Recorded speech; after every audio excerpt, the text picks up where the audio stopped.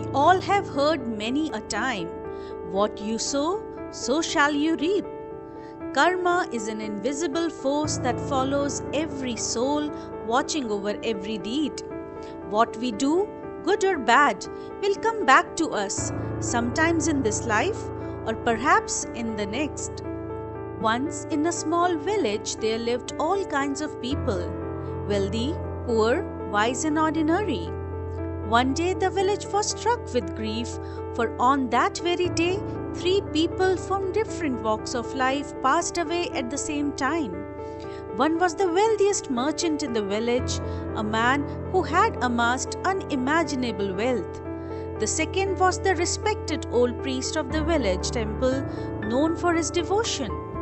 The third was a humble beggar who had spent his life in a small broken hut collecting alms to survive. As their bodies lay prepared for their final rites, their souls ascended to a mysterious place, a court in the heaven suspended high among the clouds. There, on a mighty throne, sat a figure of great wisdom draped in an eternal light. Beside him stood 2 colossal gates, one gate blazing with fiery flames, emanating an intense heat, the unmistakable path to hell.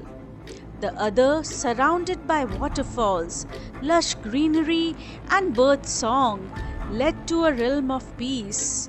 It was heaven. One by one souls approached the throne, where the guardian of deeds opened a great book, measuring each life carefully. The merchant, the priest, and the beggar stood in line, awaiting their turn, each reflecting on the life they had led. The merchant stepped forward first, confident and proud. "I have done much good," he declared, his voice firm. "I have built temples, donated generously, and helped many." The keeper of deeds opened the merchant's book. He nodded, acknowledging the good listed. But then his voice grew stern. "You may have given generously," he said, "but at what cost? You earned this wealth by cheating others, exploiting your workers, and breaking families to construct your empire. The suffering you caused far outweighs your charity."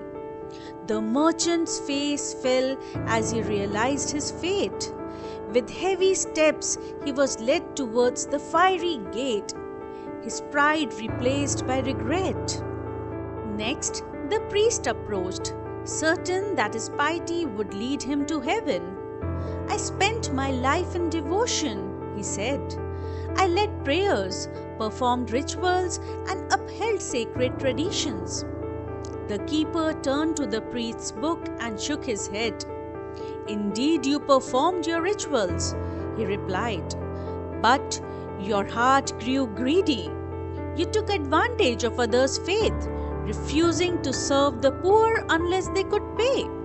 You used temple offerings for your comfort. Disguised in robes of holiness, you led a life far from righteous." Shocked, the priest too was led to the fiery gate, sorrowful for his lost integrity. Now it was the beggar's turn. Trembling, he approached with no pride or confidence. He knelt and spoke softly. "I have done no great deeds," he admitted. "I was poor and lived off others' charity. All I did was care for my parents until their last breaths." The keeper examined his book and then smiled.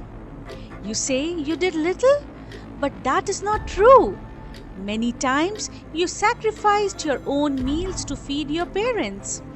Once, when you had nothing, you shared your water with a thirsty crow. You gave your last piece of bread to a hungry cat. Though you had nothing, you still gave kindness. No act of love is ever too small in the eyes of karma." With tears in his eyes, the beggar looked up astonished. He had destined not for hell, but for heaven, a reward for his humble yet genuine act of compassion. As the story concludes, remember, karma never forgets. Our actions, big or small, always find their way back to us. So let us be kind, let us be just. Even when no one is watching, remember that someone, somewhere, always is.